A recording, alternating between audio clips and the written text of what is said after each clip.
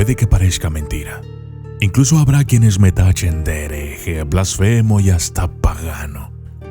Pero la historia que voy a contarles hoy es real. Es una historia de persecución, de ira, de soberbia, de muerte y sufrimiento.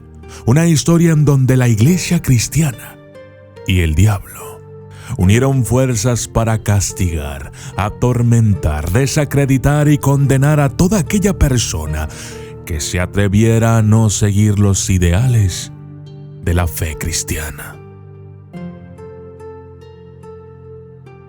La magia y el control del mundo por medios sobrenaturales son conceptos comunes a lo largo de la historia de nuestro mundo. En la Alta Edad Media, en Europa, las civilizaciones paganas habían desarrollado diversas ideologías sobre el funcionamiento del mundo a través de la idea de la magia, como sustituto de lo que aún no tenían forma de explicar mediante la ciencia. Los fenómenos meteorológicos, el nacimiento, la muerte, etc. En la Europa nórdica se desarrolló una rica mitología mediante la religión politeísta, una mitología que fomentó una visión mágica del pensamiento, con ejemplos de poder sobrenatural y criaturas mágicas referenciadas en los primeros textos de aquella civilización. A partir del siglo VIII, estas creencias y prácticas recibieron mayores críticas debido a la cristianización de la región. Y una vez que el cristianismo se trasladó a Escandinavia, los puntos de vista sobre la magia, la brujería en concreto, fueron cambiando gradualmente. Las deidades se convirtieron en santos, los hechizos se convirtieron en oraciones, y las normas de la cultura pagana anterior se estigmatizaron por los intentos de la Iglesia de sustituirlas por sus ideologías. Con esta conversión no solo se produjo un cambio en la visión de la magia, sino también en la visión de sus practicantes, es decir, las brujas. La actitud hacia estos miembros de la comunidad fue vista de forma negativa por la Iglesia Católica en toda Europa. Una visión que empeoraría más tarde con la Reforma Protestante.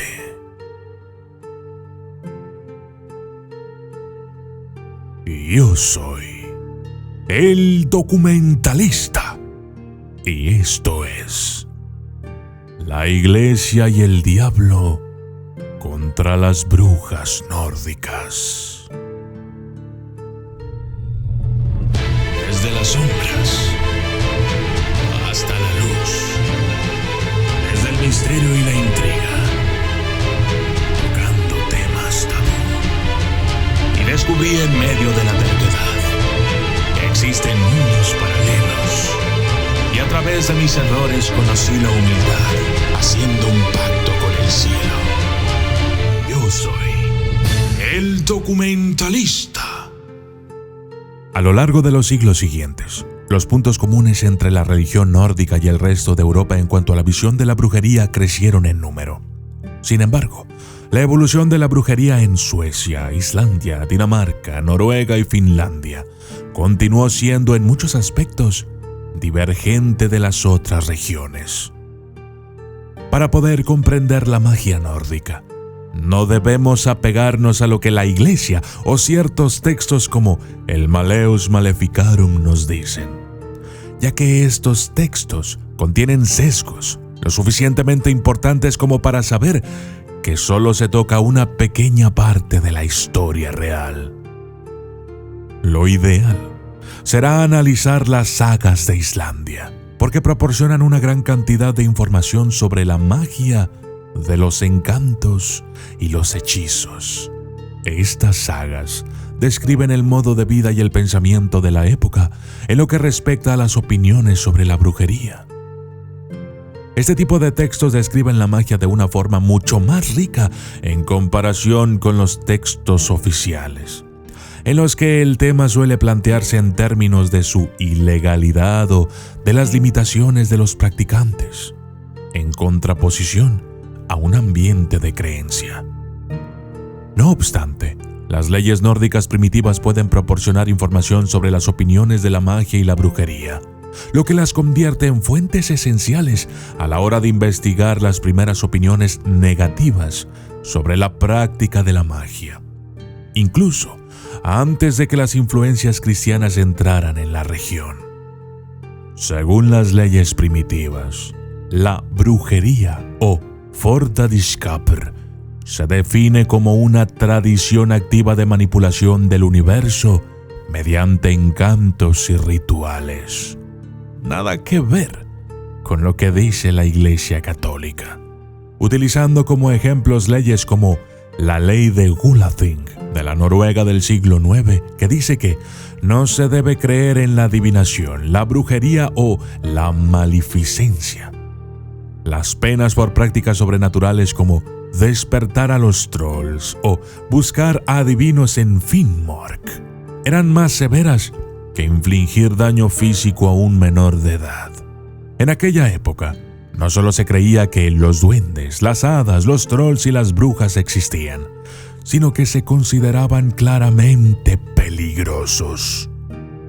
También es interesante que se creía que vivían en una zona específica geográficamente, Finnmark, en el caso de los adivinos, y más adelante se indica que también se pensaba que las brujas se congregaban en lugares específicos de la región. Como la magia en la Edad Media nórdica aún no se asociaba directamente con el diablo, incluso el propio clero acudía de vez en cuando a los curanderos o sabios. Por tanto, en la época medieval y anterior a la Reforma, la brujería o la magia se encontraban en una zona gris entre la tolerancia y la intolerancia. Pero fue ya en el siglo XII donde se producen persecuciones, pero no con tanta frecuencia como en los siglos siguientes. En esta época, las acusaciones de sodomía y homosexualidad eran más frecuentes que la brujería real. Sin embargo, una vez que Europa se adentró en el nuevo concepto de la brujería, las acusaciones de tener relaciones sexuales con el diablo o los demonios se convirtieron en una acusación más popular. Fue después de esta época cuando tendrían lugar las mayores locuras de brujas en Europa, también conocidas como persecuciones de brujas, cuando los países nórdicos comenzaron a dividirse en cuanto a la forma de tratar la brujería. Esta época marcó el cambio del antiguo concepto de bruja al nuevo concepto. El nuevo concepto de las brujas, creado por la Iglesia en el siglo XIV, considera que toda la brujería tiene una implicación demoníaca. Así es, los paganos o nórdicos no creían en el diablo tal y como lo hacían en el cristianismo de aquella época.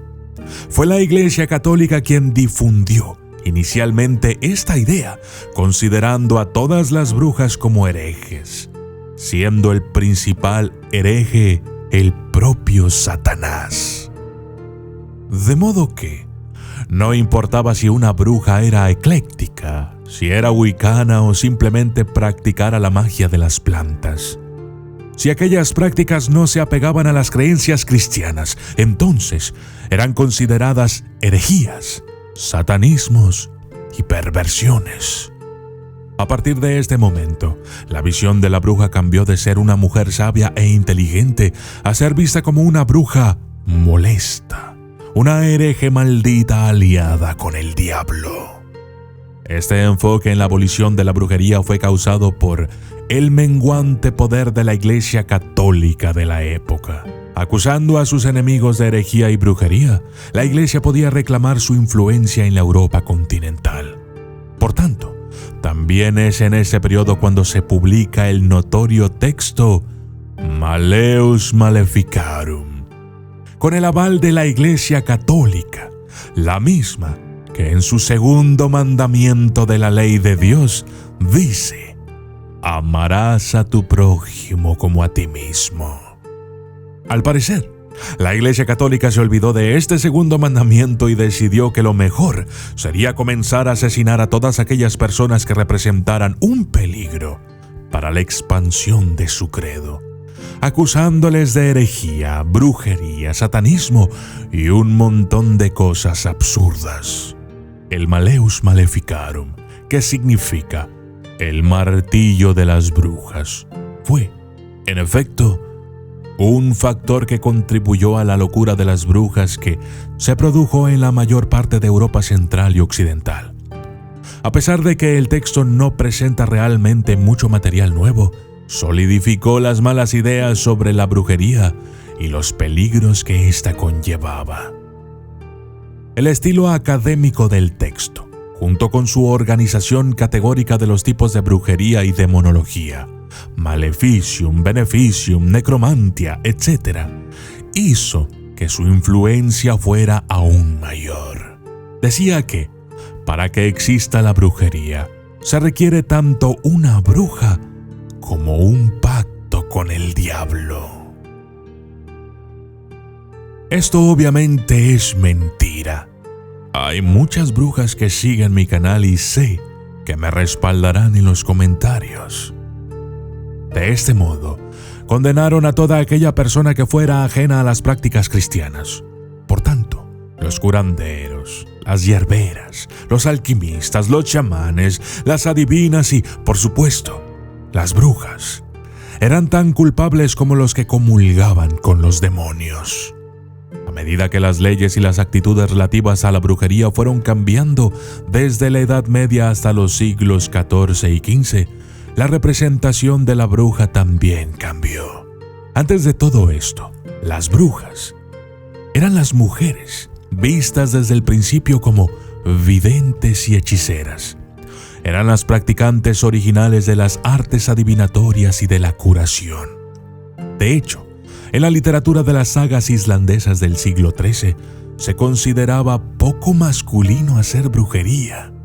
En la cultura nórdica, a los hombres se les asociaba con la caza y las armas, mientras que las mujeres debían proteger el hogar. Por lo tanto, eran mejores brujas o, al menos, se consideraban más apropiadas para ser consideradas como tales. Con la llegada del cristianismo, aquella armonía fue convertida en caos. El papel de las mujeres como hermosas valquirias y maras comenzaron a ser representadas con frecuencia como depredadoras de los hombres, cumpliendo así el mismo papel de mujeres malvadas o súcubos. Una subcategoría de ese arquetipo es la vieja problemática, que se refleja en la connotación estereotipada de una bruja como una vieja bruja. Por tanto, no es sorprendente que en la mayoría de los juicios, tanto en las regiones nórdicas como en el resto de Europa, las mujeres mayores de 50 años fueran las más frecuentemente señaladas y acusadas.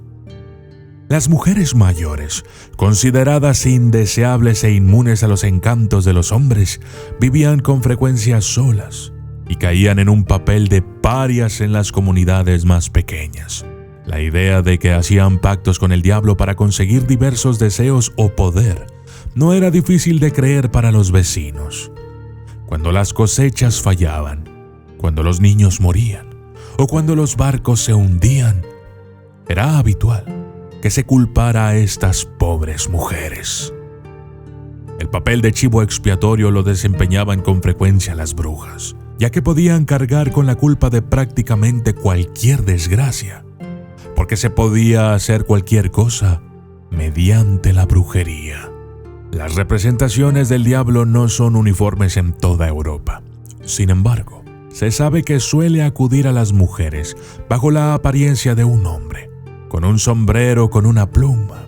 Suelen especificarse los colores de su vestimenta y, en las xilografías, también suele revelarse un indicio de su verdadera identidad. A veces es un pie con garras, otras veces es una cola. No obstante, las mujeres no eran las únicas víctimas de la seducción del diablo. Hay que destacar que no solo las mujeres eran acusadas de brujería. De hecho, los países nórdicos acabarían teniendo una de las tasas más altas de hombres acusados, lo que supone una diferencia con respecto a los juicios por brujería en otras partes de Europa. Esto hace que el concepto de bruja en Escandinavia parezca más flexible desde el punto de vista del género. A diferencia de otras partes de Europa en que las mujeres eran el objetivo más frecuente, Islandia es el mejor ejemplo de ello. Los hombres fueron perseguidos el 90% de las veces en el siglo XVII. Esto supone un interesante contraste con la visión típica de que la bruja es una mujer, especialmente cuando esta representación se ve nada menos en la literatura islandesa. Una teoría para esta inversión de roles es que los hombres tenían más acceso al conocimiento mágico, especialmente en el siglo XVII. Dicho de otra forma, si estuviéramos en el siglo XVII, la Iglesia haría todo lo posible por acabar conmigo para evitar que yo continuara trayéndoles conocimientos de este tipo. De hecho, hay varios sacerdotes que critican mi contenido. Saludos.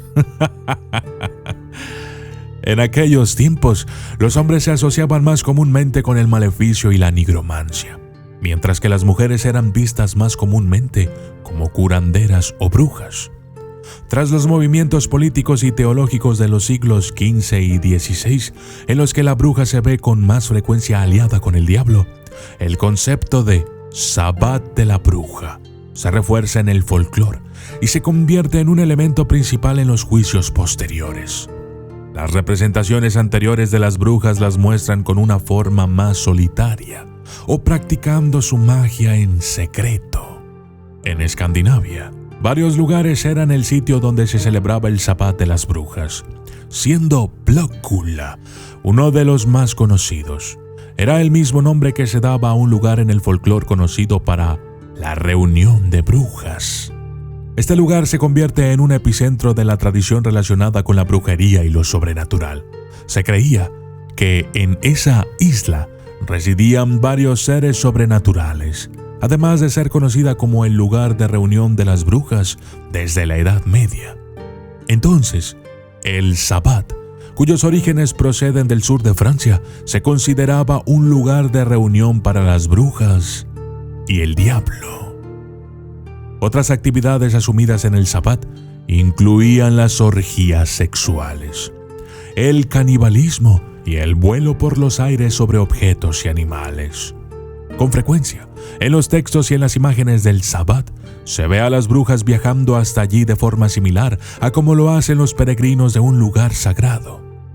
Dado que las brujas se asocian cada vez más con el diablo, ciertos lugares del Sabbat, como Blåkulla, pasaron a ser una entrada al infierno.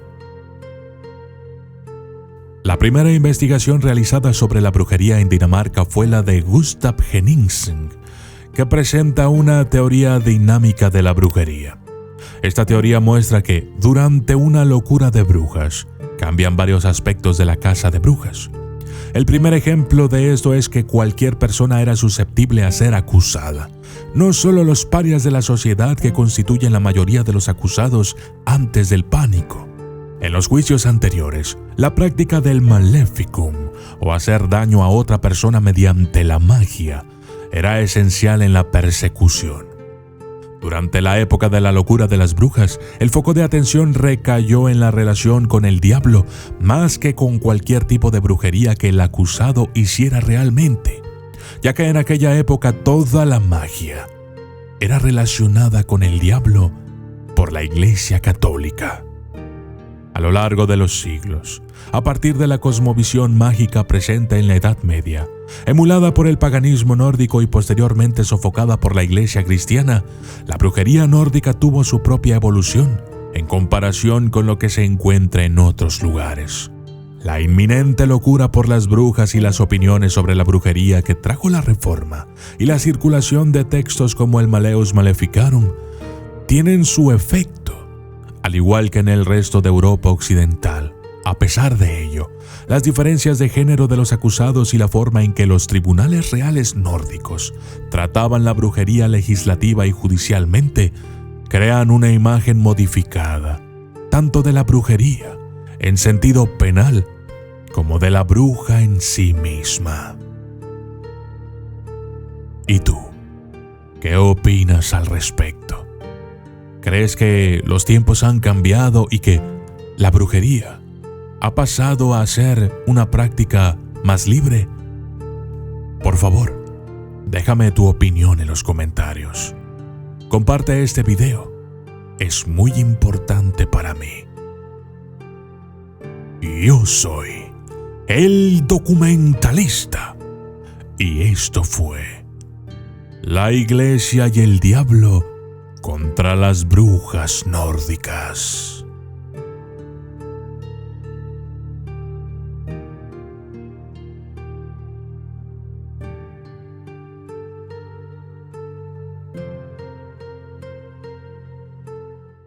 Hola, quiero invitarte a mi otro canal, Soy de Dios, en donde podrás encontrar reflexiones, frases y pensamientos positivos, todo en pro del amor, la humildad y la bondad.